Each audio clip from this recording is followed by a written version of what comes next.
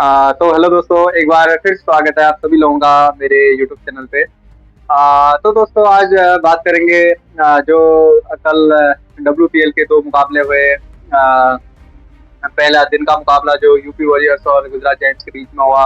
उसके बाद शाम के टाइम दिल्ली और मुंबई के बीच में जो मुकाबले तो खेले गए। इन दोनों मुकाबलों की बात करेंगे। तो सबसे पहले दिन में जो मुकाबला खेला गया यूपी वॉरियर्स और गुजरात जायंट्स के बीच में, उसकी बात करेंगे। तो अपना यूपी वॉरियर्स टॉस जीत के गेंदबाजी का फैसला करती है। वही DY पाटिल में खेला गया ये भी मैच। चेजिंग बायस रहता है वैसे, मतलब यूजुअली तो इसलिए यूपी ने टॉस जीत के गेंदबाजी का फैसला लिया। गुजरात की तरफ से ओपन करने के लिए आए बेथ मुनी और सोफी डिवाइन। दोनों एकदम बहुत ही एक्सपीरियंस प्लेयर, बहुत ही तगड़ी प्लेयर, अपनी अपनी नेशनल टीम के लिए एक मोस्ट एक्सपीरियंस प्लेयर रही है दोनों। बेथ मुनी ऑस्ट्रेलिया के लिए और सोफी डिवाइन न्यूजीलैंड के लिए। दोनों ओपन करने के लिए आते हैं। दोनों का स्टाइल थोड़ा सा अलग है। दोनों आइस एंड कूल वाली जोड़ी है। सोफी डिवाइन हार्ड हिटिंग के लिए जानी जाती है और बेथ मुनी एक टेक्निकल प्लेयर मानी जाती हैं। और तो दोनों ओपन करने के लिए आती है। सोफी डिवाइन अपने अंदाज में एक बढ़िया शुरुआत दिलाती है। कुछ 38 समथिंग रन कुछ 20-22 बॉल में बना के जाती है। बढ़िया एक शुरुआत देके जाती हैं। बेथ मुनी नहीं चल पाती हैं, कुछ बार 13 में आउट हो जाती हैं। और उसके बाद नंबर 3 पे आती हैं Indian young sensation Anushka Sharma. Anushka Sharma आती हैं नंबर 3 पे और एक बढ़िया नॉक खेलती हैं। 44 या समथिंग की कुछ नॉक खेली थी, 44 या 45 की। एक बढ़िया एक 44-45 रन की इनिंग खेल के जाती है अनुष्का शर्मा और अच्छे खासे स्ट्राइक रेट के साथ। उसके बाद नंबर 4 पे आती हैं गुजरात की कप्तान एशले गार्डनर। एशले गार्डनर को हम सब जानते हैं किस कैलिबर की प्लेयर है एशले गार्डनर। एशले गार्डनर आती हैं और आते संगे अपना काम शुरू कर देती हैं। 65 रन बना के जाती हैं कुछ 40 समथिंग बॉल में। बेहतरीन एक इनिंग खेल के जाती हैं। और उसके बाद जो फिनिशिंग टचेस देते हैं वो जॉर्जिया बैरम और अपनी ये फुलमाली, भारती फुलमाली, ये दोनों फिनिशिंग टचेस देते हैं। जॉर्जिया बैरम 27 बना के जाती है 10 बॉलों में साइड। और भारती फुलमाली भी 14 रन 5 बॉल में बना के जाती हैं। तो इन दोनों की फिनिशिंग के बदौलत और पूरी टीम का एक बढ़िया जो प्रदर्शन रहा, बैटिंग में मिला जुला प्रदर्शन, उसकी बदौलत गुजरात की टीम 207 रन बनाती है। 208 का लक्ष्य रखती है गुजरात के सामने, मतलब यूपी के सामने, सॉरी। तो उसके बाद यूपी आती है बैटिंग करने के लिए। यूपी के लिए ओपन करने के लिए आते हैं अपना किरण नवगिरे और मैगलेनिन। मैगलेनिन कप्तान यूपी की इस बार पिछले 3 सीजन दिल्ली की कप्तान रही है मैगलेनिन और तीनों सीजन में दिल्ली को फाइनल खिलाया है। इस सीजन यूपी में गई और यूपी की भी कप्तान है। और तो ओपन करने के लिए आए किरण नवगिरे और मैगलेनिन। किरण नवगिरे कुछ खास कर नहीं पाई। रेणुका सिंह पहली ओवर में ले गई उनको। और फिर आती है नंबर 3 पे आती हैं अपना सिविल स्पील्ड। सिविल स्पील्ड ऑस्ट्रेलियन प्लेयर जो वर्ल्ड कप में आपने देखा ही होगा, उन्होंने इंडिया के खिलाफ ही एक सेंचुरी मारी थी शायद।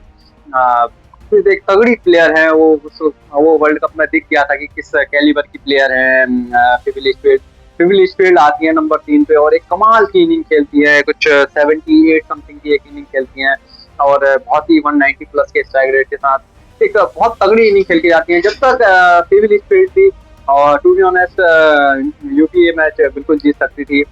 सिविल स्पील्ड एक आउटस्टैंडिंग नॉक खेल के गई। मैगलेनिन कुछ खास कर नहीं पाई। 30 रन के आसपास बनाए। थोड़ा स्ट्राइक रेट भी कम था क्योंकि मैगलेनिन का थोड़ा सा ऐसा स्टाइल रहता है कि शुरू में थोड़ा सा टाइम लेती हैं, उसके बाद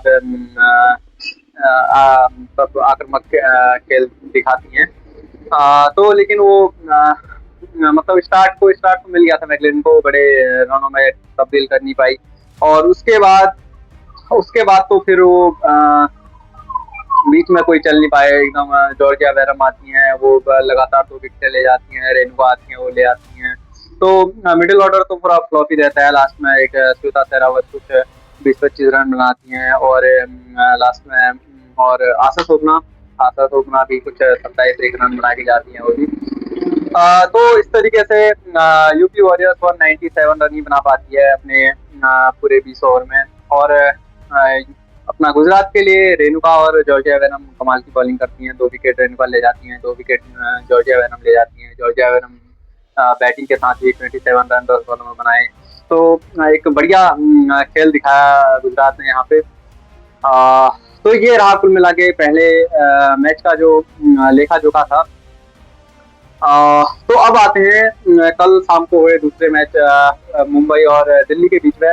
मुंबई और दिल्ली के बीच में ये मुकाबला खेला जाता है। इसमें दिल्ली के कप्तान जेमिमा रोड्रिग्स पहली बार कप्तानी कर रही हैं WPL में। और तो वो आती हैं दिल्ली के लिए कप्तानी करती हैं और टॉस भी जीत जाती हैं। अपने पहले ही मैच में टॉस जीत जाती हैं। टॉस जीत के दिल्ली गेंदबाजी का फैसला करती है। फिर से वही जो मैं बता रहा था, चेजिंग बैच रहता है तो ग्राउंड से तो गेंदबाजी करना ही ज्यादा प्रेफर करते हैं टीमें। तो दिल्ली भी गेंदबाजी का फैसला करती है। और फिर आते हैं अपना मुंबई की बैटिंग करने के लिए आती है एमिली कर और कमलिनी। ये दोनों ओपन करने के लिए आती हैं और दोनों ओपन करने के लिए आती हैं। और एमिली कर वो पहले ओवर में आउट हो जाती है। एमिली कर बैट से कुछ खास कर नहीं पा रही हैं। पिछले मैच में भी फ्लॉप रही थी, इस मैच में भी। और इस मैच में कमलिनी भी फ्लॉप रही। पिछले मैच में कुछ एक इम्पैक्ट दिखाया था, इस मैच में कुछ ज्यादा कर नहीं पाई, कुछ बात देर नहीं बनाए। उसके बाद नंबर 3 पे आती हैं नेट सिमरन। एक class player, top class player, मतलब एक बेहतरीन, मैं तो one of the best allrounder हैं ये पूरे विश्व में वुमेन्स क्रिकेट में। और एक अपनी उसी क्लास के साथ एक बढ़िया नॉक खेल के जाती है। 70 रनों की एक बेहतरीन एक इनिंग खेल के जाती हैं नेट सिमरन। और नंबर 4 पे आती हैं हरमनप्रीत कौर। कप्तान कौर आती हैं और छा जाती हैं बिल्कुल। क्या एक 74 की एक नॉट आउट एक इनिंग खेल के गई, जबरदस्त इनिंग खेल के जाती हैं। और जिसके बदौलत अपनी टीम को 195 तक पहुंचाती हैं। और उसके बाद निकोला कैरी भी एक अच्छी फिनिशिंग देखी जाती है। कुछ 21 समथिंग की इनिंग खेल के जाती हैं मात्र 11-12 बॉलों में। तो वो भी एक अच्छा फिनिश करके जाती हैं। पिछले मैच में भी उन्होंने एक अच्छी इनिंग खेली थी। इस मैच में भी निकोला कैरी भी एक बढ़िया एक यूटिलिटी प्लेयर है, एक अच्छी ऑलराउंडर है, बेहतरीन ऑलराउंडर है कहूँगा मैं तो इस तरीके से मुंबई का स्कोर 195 तक पहुंचता है। उसके बाद दिल्ली आती है बैटिंग करने के लिए। ओपन करते हैं दिल्ली के लिए लीजल ली और शेफाली वर्मा। कुछ कर नहीं पाते हैं, कुछ खास, जल्दी आउट हो जाते हैं। अपना ये निकोला कैरी आती हैं अपने ओवर में 2 विकेट निकाल लेती है। अपने पहले ही ओवर में आके निकोला कैरी अच्छी गेंदबाजी करती हैं।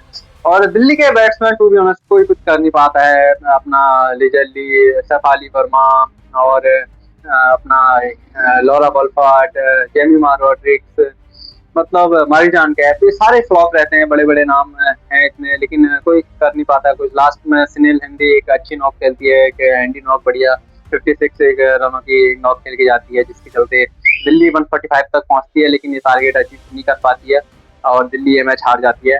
वहीं बॉलिंग की बात करें तो मुंबई की तरफ से एमिली कर 3 विकेटें ले जाती हैं। बॉलिंग के साथ तो लाजवाब रही हैं, पिछले मैच में भी विकेटें चटकाई थी। बैटिंग के साथ तो वो काम अभी नहीं कर पा रही है, लेकिन हम सब जानते हैं कि वो एक बहुत ही अच्छी ऑलराउंडर हैं। वो बैटिंग के साथ ही कर सकती हैं और बॉलिंग तो लाजवाब कर ही रही है। 3 विकेट लेगी। और निकोला कैरी 3 विकेटें ले जाती हैं। अपने पहले ही ओवर में 2 विकेटें ले जाती हैं, उसके बाद एक और ले जाती हैं। 3 विकेट टोटल ले जाती है। बैटिंग के साथ भी वो 20-22 रनों की एक अच्छी फिनिशिंग देके जाती है मुंबई को। तो काफी अच्छी एक ऑलराउंडर है निकोला कैरी और काफी अच्छा ऑप्शन है। उनके अपना हेली मैथ्यूज की जगह पे खेलती हैं ये।